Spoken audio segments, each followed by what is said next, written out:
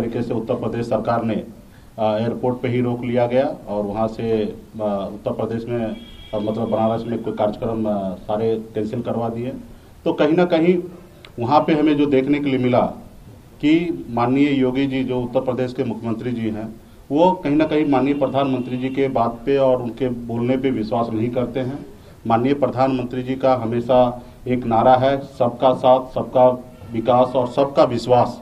तो खास करके उत्तर प्रदेश में पिछड़े समाज के लोगों को, SC ST और अति पिछड़ा समाज के लोगों को इस तरीके से सम्मान नहीं दिया जा रहा है। तो इसके लिए उत्तर प्रदेश सरकार को सोचने की आवश्यकता है कि आखिर इस पे कैसे मंथन करना है।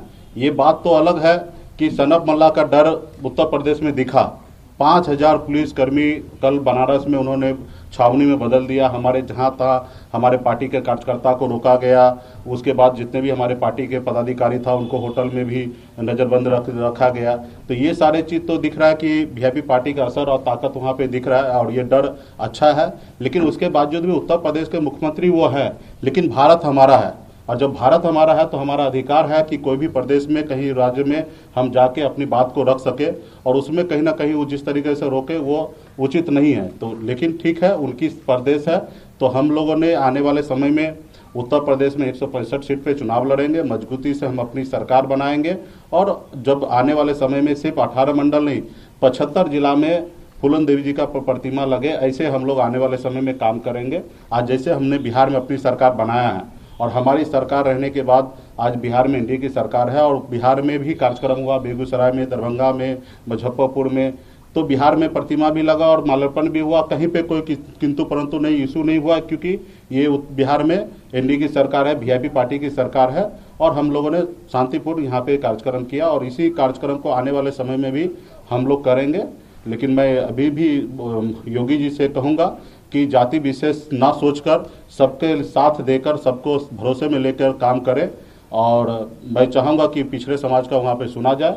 सरकार, क्योंकि हम बिहार में एनडीए के साथ हैं, हमारे बिहार में ही सिर्फ संबंध है, बिहार से बाहर हमारी संबंध नहीं है। हमारी सोच है कि बिहार में, झारखंड में, उत्तर प्रदेश में, उड़ीसा में, बंगाल के कुछ हिस्से में पार्टी को मजबूत करेंगे ताकि 2024 में हम 2024 में ज़्यादा से ज़्यादा सांसद पहुंचाएंगे। और हमारी जो मुख्य मांग है निषाद समाज को आरक्षण लागू करवाना।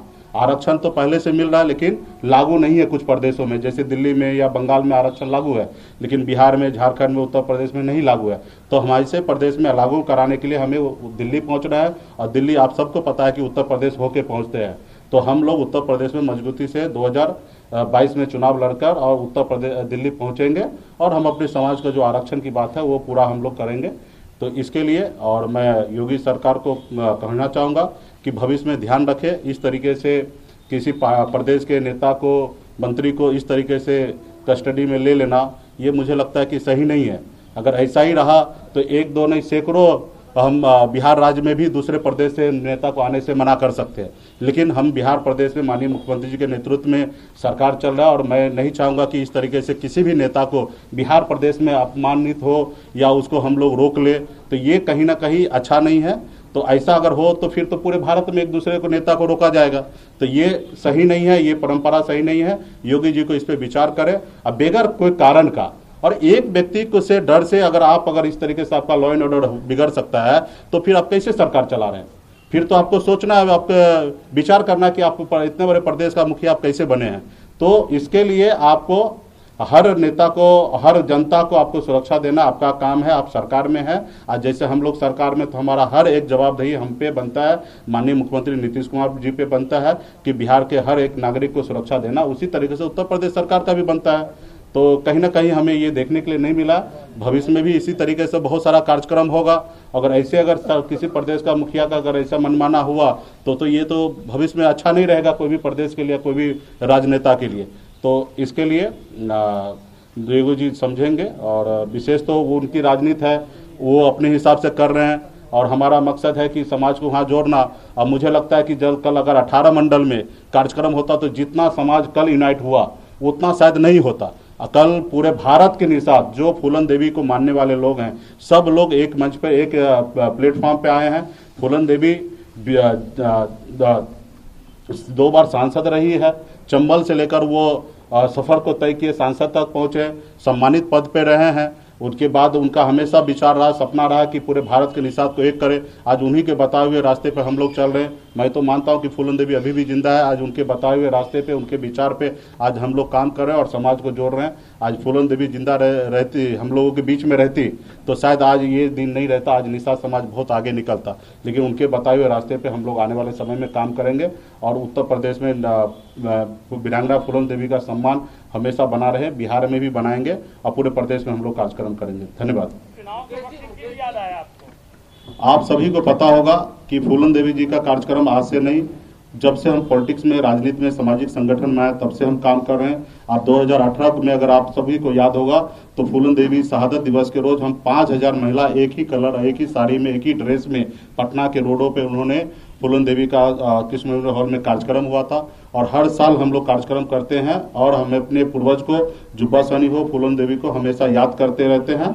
और ये एक समाज है, ऐसे ऐसे समय में सबको एक जगह, एक प्लेटफॉर्म पर लाने के लिए ये सारी चीजें हैं, तो हम लोग कर रहे हैं। विशेष तौर पर उत्तर प्रदेश हम चुनाव लड़ रहे हैं, तो इस समय चुनाव का समय आया, अभी अगले साल चुनाव होना है और इस समय में अवसर पड़ा तो हमने 18 मूर्ति हमने वहां पे भेजा और कार्यक्रम किया।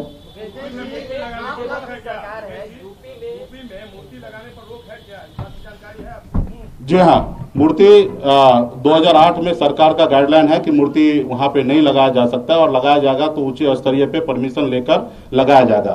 तो हमारा वहां पे था, दो तरह का कार्यक्रम था, अपने खुद के जमीन पे का लगाने का कार्यक्रम था या माल्यार्पण करने का कार्यक्रम था।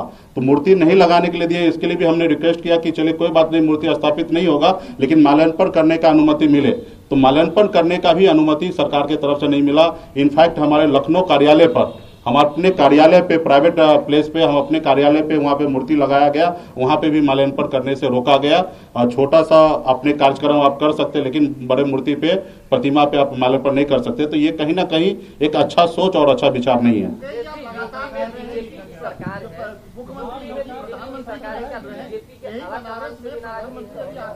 योगी की तारीफ करके गए हैं और कह के गए हैं कि चेहरा वही है, तो आप ये क्यों नहीं मान रहे हैं कि बीजेपी की सरकार ने उनको कार्यक्रम करने से रोका है? नहीं, ठीक है, उनके चेहरा है जो भी है, और बीजेपी रोके या योगी जी रोके, बात तो एक ही है। हम कहाँ बीजेपी को आपको दूर कर रहे हैं कि बीजेपी ने नहीं रोका, बीजेपी की तरफ से ही रोका और उनकी की सरकार है, उन्हीं के मुखिया है, तो मुझे ये नहीं है। लेकिन हाँ, योगी जी को जो माननीय प्रधानमंत्री जी कह रहे हैं, सबका साथ, सबका विकास और सबका विश्वास, वो कहीं ना कहीं नहीं देखने के लिए मिला, उसकी मैं बात कर रहा हूँ। अखिलेश यादव ने इन्विटेशन दिया है कि आइए मिलकर चुनाव लड़ते हैं। सब उनको बहुत बहुत धन्यवाद। 13% वोट अति पिछड़ा का है यूपी में, 10% मामला केवल निषाद है। क्या गोरखपुर में, पूर्वांचल के एरिया में निषादों की आबादी ज्यादा है, क्या इस डर से आपको रोका गया? सिर्फ 13% नहीं, 16% सिर्फ निषाद का वोट है और बाकी पिछड़ी की अगर बात कीजिएगा तो वो 30% के आसपास में है और उनको डर दिखा। और ये हमारे लिए अच्छा है कि वहाँ के प्रदेश के सरकार को, वहाँ के सिस्टम को डर दिखा कि ये वोट मुकेश सहनी के साथ जा रहा है, तो ये हमारे लिए अच्छा है। और हमारी पार्टी मजबूती से 2016 से ही हम उत्तर प्रदेश में सामाजिक संगठन के द्वारा काम कर रहे हैं। अभी हमने पॉलिटिकल पार्टी बनाया, तो हम इस साल 2018 में बनाया और 2022 में चुनाव लड़ेंगे। अपने दम पर हम कई विधायक को जिताएंगे और आने वाले समय में सरकार बनाएंगे। जब आपकी मूर्ति अभी जब्त कर ली गई तो आगे क्या गारंटी है कि आपकी मूर्ति? जब हमारी सरकार बनेगी तो निश्चित तौर पे हमारे आदेश होगा। जैसे आज बिहार में कहीं पे रोक टोक नहीं हुआ क्योंकि यहाँ पे हमारी सरकार है, तो आज हमने यहाँ पे सब जो कार्यक्रम किया और आने वाले समय में भी करेंगे। तो ये तो आपको पता ही होगा कि जिनकी सरकार होता है वो उनकी निश्चित तौर पे उनका बात होता है, उनको कौन रोकने वाले हैं। तो हम आने वाले समय में करेंगे। अभी उत्तर प्रदेश खत्म हो गया, अभी आप आगे आइए।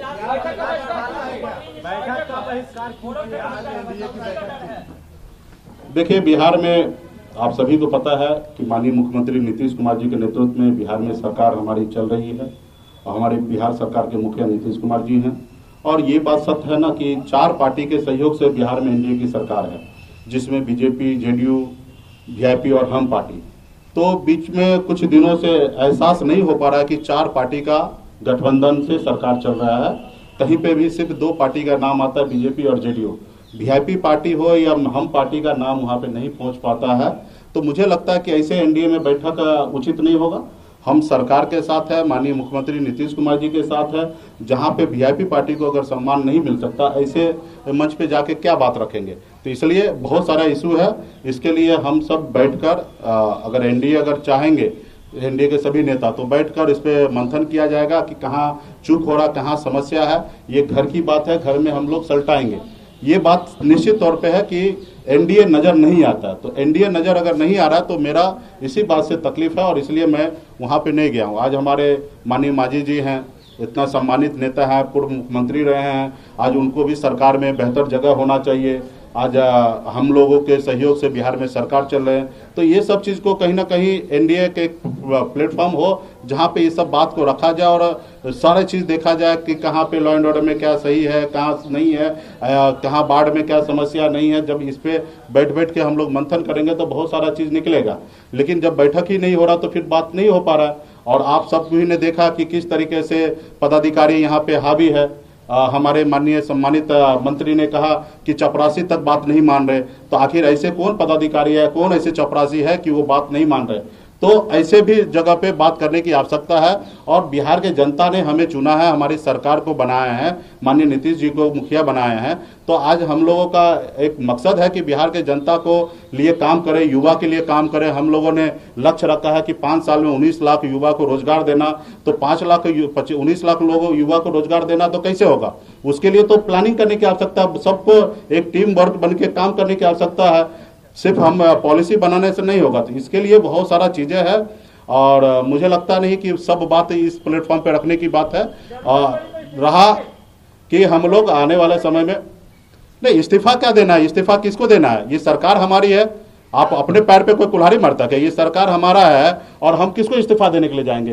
ये 4 पार्टी का सरकार है और अपने बात को देखिए, अपने बात को देखिए, सुनिए ना, अपने बात को रखने का सबका अधिकार है। आज हम अपनी बात को हमने रखा है, हमारे एनडीए घटक दल में सबको समझेंगे, बात करेंगे कि ये बात सही है कि एनडीए नजर नहीं आ रहा 4 पार्टी का, तो आने वाले समय में 4 पार्टी का एनडीए दिखे, इसके लिए हमारे सभी साथी को सोचने की आवश्यकता है। सरकार हमारे मुख्यमंत्री जी के नेतृत्व में बहुत अच्छा चल रहा है, कह सकते हैं हम लोग एक दूसरे को मिलना जुलना एनडीए के सभी नेता से अच्छा है, लेकिन कुछ चीजें ऐसे हैं कि जो जब तक हम लोग हर हफ्ता 15 दिन में नहीं बैठेंगे, 1 महीने में, तब तक ये चीज सॉल्व नहीं होगा। तो इसके लिए भी एक ऐसा प्लेटफॉर्म हो जहाँ पे सब आदमी बैठ के अपने बात को रखे। तो ये इसके लेके हमें थोड़ा सा एहसास हुआ कि एनडीए नहीं दिख रहा, इसलिए हम एनडीए के बैठक में नहीं गए। बाकी हम लोग एनडीए के साथ हैं, सरकार में है, सरकार मजबूती से चलेगी।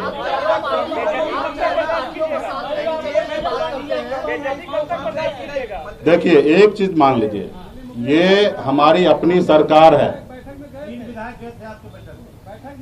हमारी एनडीए की सरकार है और हमारी अपनी सरकार है, और हम भला किसी पार्टी का नेता नहीं है कि हम जाके इस्तीफा किसी को जाकर सौंपेंगे।